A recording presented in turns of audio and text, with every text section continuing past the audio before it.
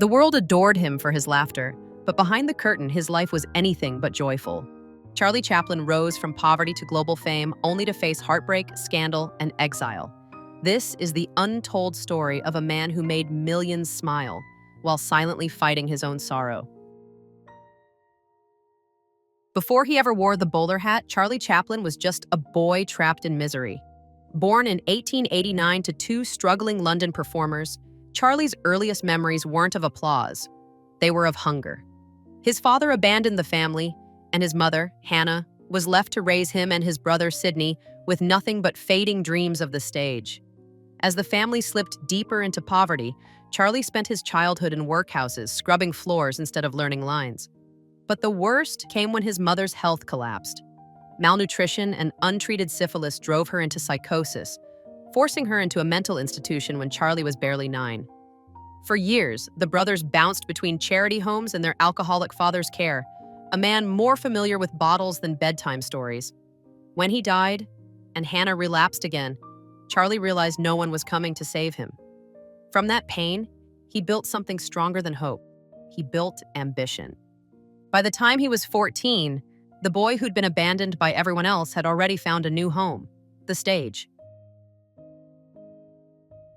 Charlie Chaplin's rise began not in Hollywood but under the dim stage lights of London's theaters.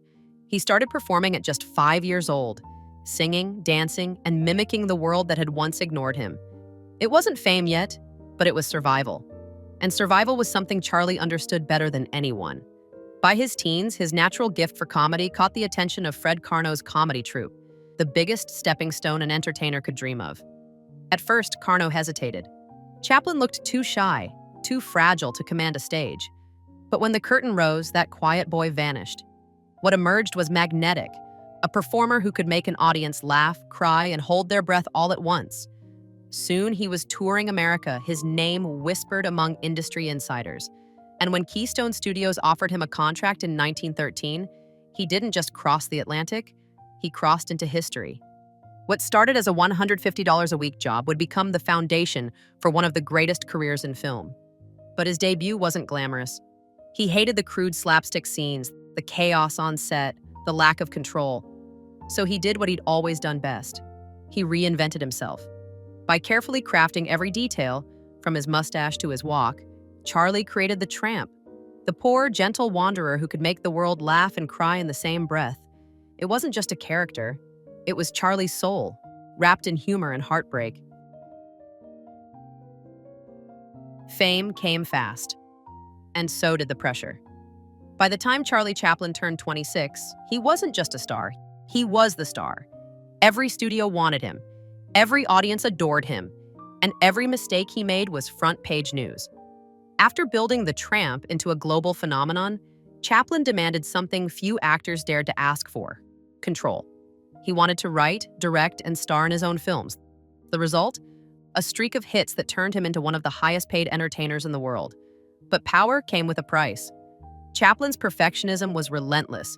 He would spend weeks reshooting a single scene, pushing cast and crew to exhaustion. Behind the charm and humor, he was driven by obsession. When Keystone refused his request for a raise, he simply walked out, straight into a record-breaking deal with S&A Studios, and later, Mutual and First National. With every new contract, his paycheck grew. With every success, his isolation deepened. In 1918, at the height of his fame, he built his own empire, Charlie Chaplin Studios, just off Sunset Boulevard. The boy who once begged for bread now owned the stage he used to dream about. But while the world saw a genius at work, his personal life was beginning to crumble. Behind the laughter, scandals were quietly taking shape, and they would soon consume him. Charlie Chaplin could make millions laugh, but he couldn't keep love from turning into chaos. At 29, he shocked Hollywood by marrying 16-year-old Mildred Harris after she claimed to be pregnant with his child. Desperate to avoid scandal, he said, "I do," in secret, only to discover the pregnancy was a lie. When she did become pregnant later, tragedy followed. Their baby died within days, and the marriage fell apart almost immediately. But Chaplin's pattern of heartbreak didn't stop there. His next infatuation with young actress May Collins ended in pure cruelty. Instead of breaking things off, he simply disappeared. refusing to see her, answer calls, or return to set. Then came the biggest scandal yet. At 35, Chaplin fell for another teenager, Lita Gray, just 16 when she became pregnant with his child. Fearing prosecution under California's morality laws, he rushed her to Mexico and married her in secret. But their union quickly turned toxic. Lita later accused him of mental cruelty, obsession, and control. When she filed for divorce in 1927, her shocking claims filled the front pages of every paper in America. For most actors, that would have been the end. But Charlie Chaplin wasn't most actors. He buried himself in his work, building the gold rush and city lights from the wreckage of his personal life. On screen, he played the lonely tramp who longed for love. Off screen, he was living it. By the 1930s, Charlie Chaplin stood at the peak of the world, yet his empire was built on cracking ice. The silent film era that had made him a god was fading fast. Hollywood had found its new obsession: talkies. Microphones replaced pantomime, and dialogue replaced expression. Most stars adapted, but Chaplin refused.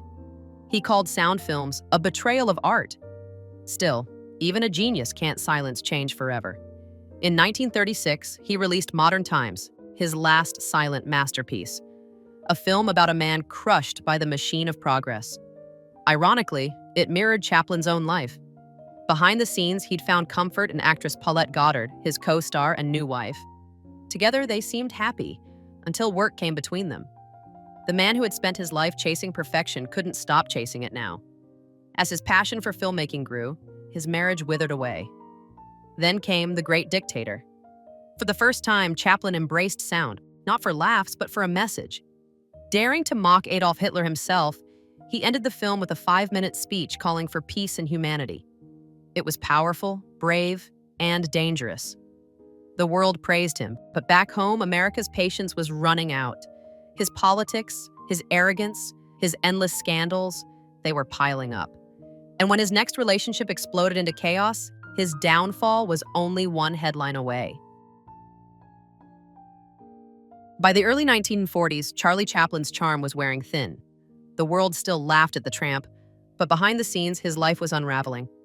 Enter Joan Barry, a 21-year-old aspiring actress with big dreams and a dangerous obsession. At first, Chaplin saw potential in her. He coached her, promised to help her career, even considered her for his next leading role. But when her drinking spiraled and her behavior became erratic, he ended things, or so he thought. Joan didn't take rejection lightly. She began stalking him, breaking into his home and showing up on set uninvited. The situation escalated from uncomfortable to terrifying. Then came the bombshell. Joan claimed she was pregnant, and Charlie Chaplin was the father. He denied it immediately. Blood tests later proved he wasn't the father. But in one of the most controversial rulings in Hollywood history, the judge refused to admit the evidence. Chaplin was ordered to pay child support for a baby that wasn't his. The media went wild. Headlines painted him as a predator and a pervert. The FBI, led by J. Edgar Hoover, seized the opportunity. Hoover despised Chaplin's left-leaning politics and used the scandal to brand him as a moral degenerate, even filing multiple indictments against him. For a man who had once been the world's darling, the fall was merciless. In just a few months, the comedian who symbolized innocence and laughter became the face of corruption and scandal. When the world turned its back on him, Charlie Chaplin did what he always did best. He escaped into another act. While the tabloids tore him apart over the Joan Barry scandal, a new name quietly entered his life: Una O'Neill, the 17-year-old daughter of playwright Eugene O'Neill. Chaplin was 54. The age gap stunned Hollywood, but Charlie didn't care.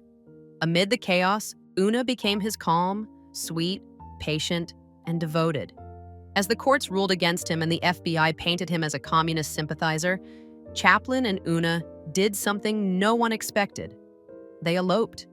For the first time in decades, Charlie wasn't chasing fame or control. He was chasing peace. The world didn't see it that way. His marriage to a teenager, his open political criticism, and the lingering scandals made him a target. By the late 1940s, the US government wanted him gone. When he traveled to London for a film premiere in 1952, his re-entry visa was revoked. Just like that, Charlie Chaplin, the man who built Hollywood comedy, was exiled from the very country that had made him a legend. But exile didn't break him. In Switzerland, he built a quiet life with Una and their 8 children. Away from the spotlight, the scandal finally faded, leaving only the laughter that had once healed the world. Far from the flashing cameras and studio sets, Charlie Chaplin finally found what he'd been chasing all his life: peace. In his Swiss mansion by Lake Geneva, the man who once symbolized the laughter of millions grew older in silence. He no longer needed applause. His days were filled with family, music, and reflection, the simple joys he'd been denied as a child. Una stood by him through every storm, becoming not just his wife, but his redemption. Still, the shadows of his past never completely vanished. Hollywood had moved on. The man who built the foundation of comedy was now a ghost of a forgotten era, a relic of silent films in a noisy new world. Yet the world wasn't done with him. In 1972, after 2 decades in exile, the Academy invited Chaplin back to America. When he walked onto that stage to receive his honorary Oscar, the crowd gave him the longest standing ovation in Academy history, over 12 minutes of thunderous applause. The same nation that once shunned him now rose to its feet in forgiveness. 5 years later, on Christmas Day, 1977, Charlie Chaplin passed away in his sleep at 88. The world mourned a genius, but also a man who had lived every extreme of the human condition.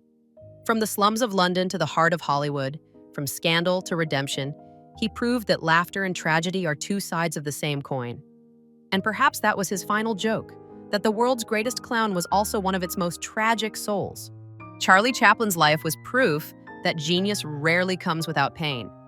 He made the world laugh through its darkest wars, yet behind that painted smile was a man constantly battling his own chaos: scandal, heartbreak, exile, and guilt. He didn't just create the tramp, he lived him.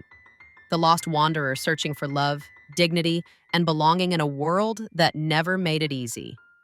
In the end, Chaplin didn't need Hollywood's forgiveness. His legacy lived in the laughter of those who never knew his suffering, only his brilliance. Because when the lights fade and the cameras stop rolling, only a few leave behind something eternal. Charlie Chaplin did.